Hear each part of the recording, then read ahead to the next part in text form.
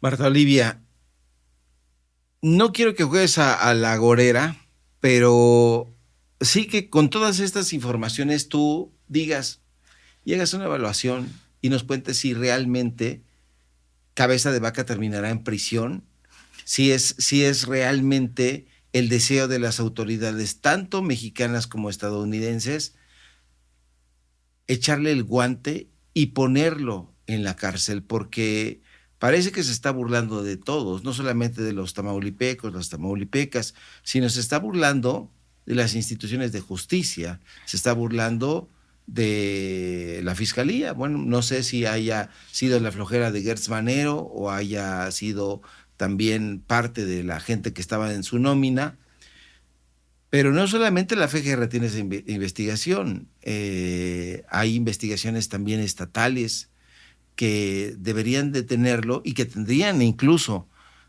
en prisión a cualquier persona que no tuviera el dinero para poder sobornar a ninguna autoridad, ya estaría en la cárcel. ¿En algún momento caerá Cabeza de Vaca?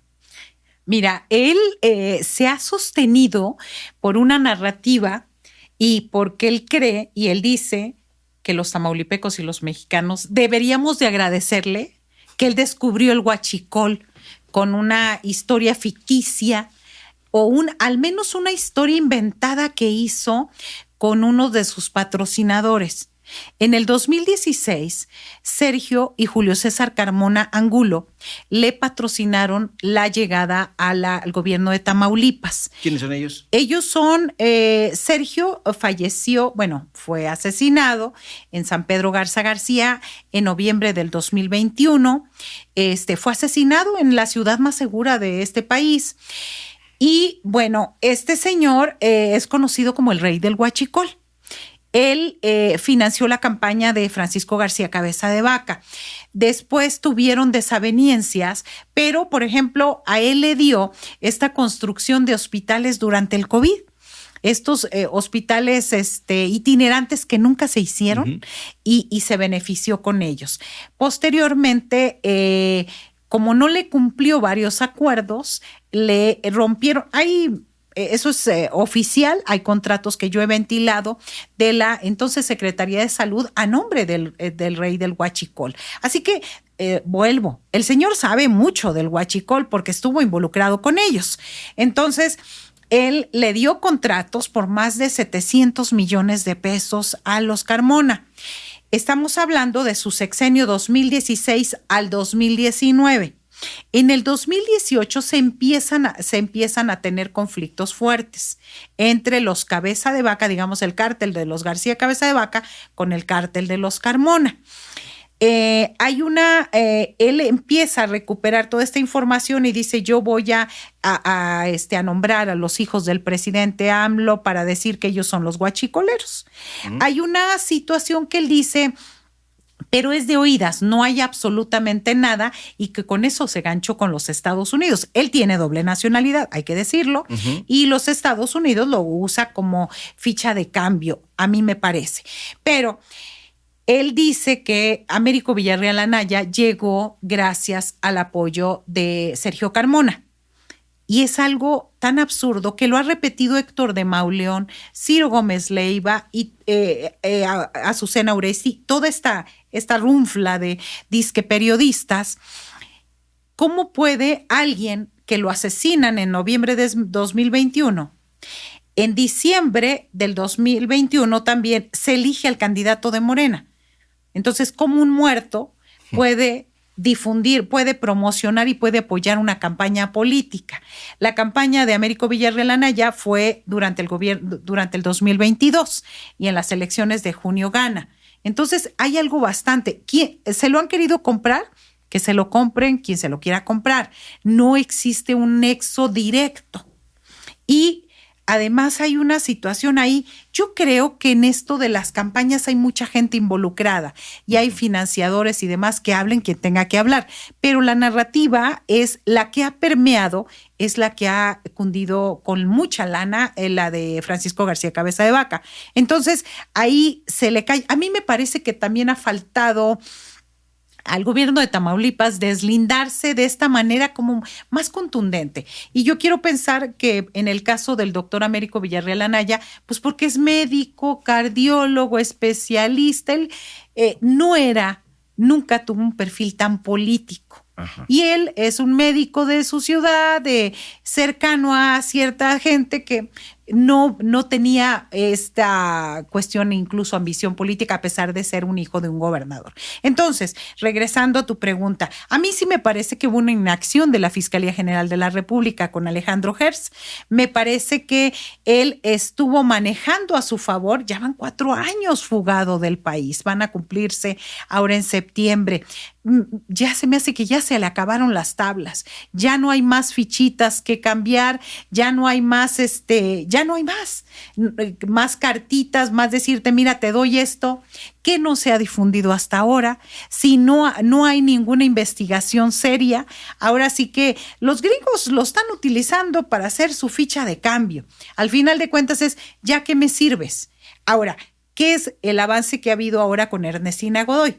Que ya se habla por fin en la mañanera de Francisco García Cabeza de Vaca. Uh-huh. Créeme, yo estoy bajo la protección del Mecanismo Federal de Protección a Defensores y a Periodistas desde que me amenazó en 2023 con que me iba a hacer algo.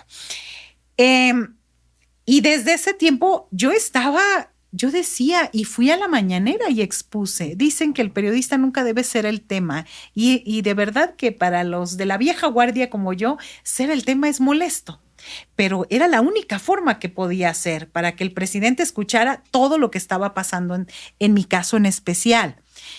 Yo sí estaba muy nerviosa.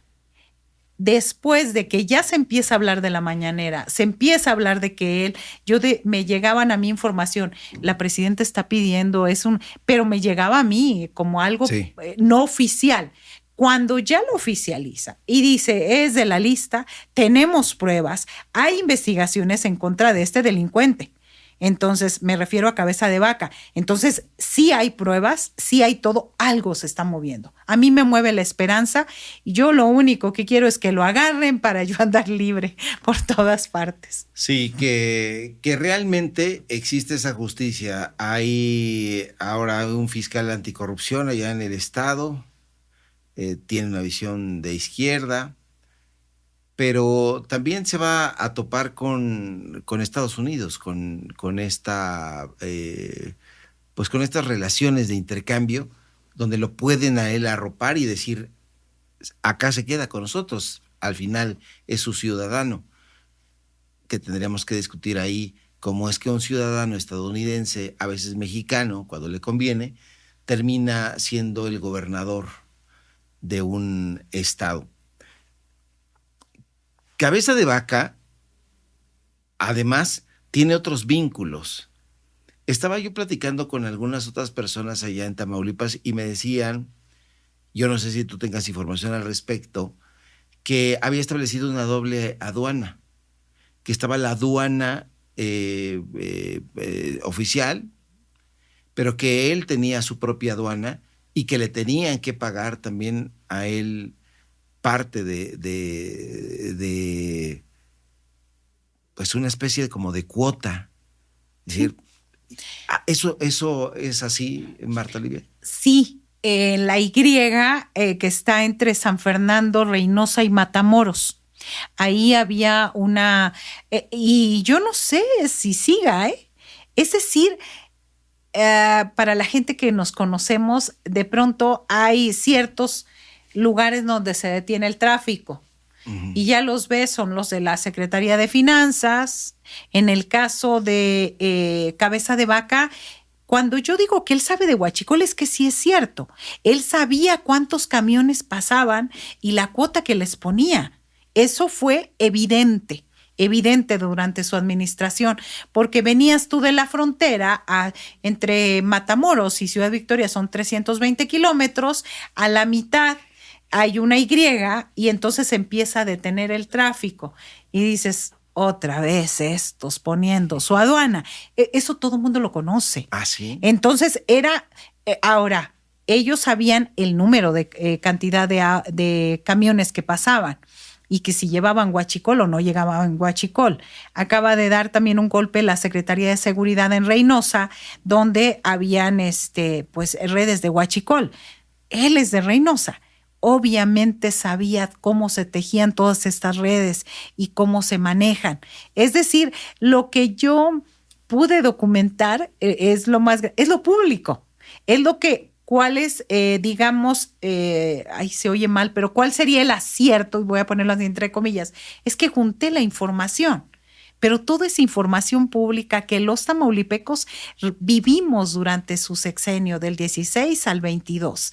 No es información ni oculta ni nada. Esto que tú me señalas es, lo que no tenemos claro es qué cuota les cobraba y cuántos camiones pasaban de huachicol ahí y cuántos eran autorizados por parte del gobierno del estado.